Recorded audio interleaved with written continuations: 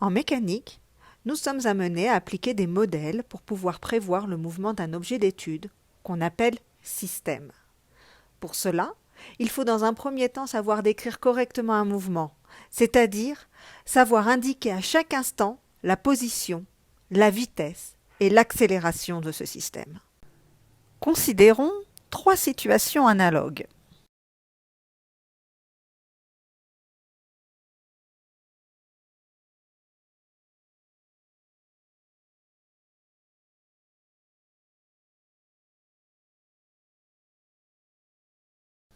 Nous remarquons que ces observations n'ont pas été faites dans le même référentiel. Mais qu'est-ce qu'un référentiel?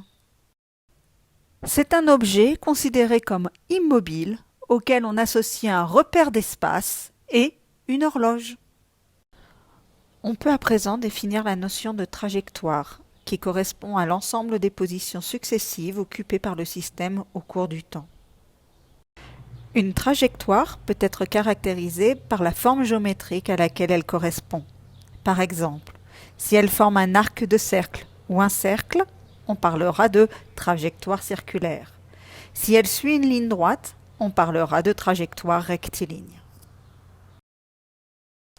Lorsqu'on connaît la position du système à différentes dates, on peut calculer la valeur de la vitesse de ce système.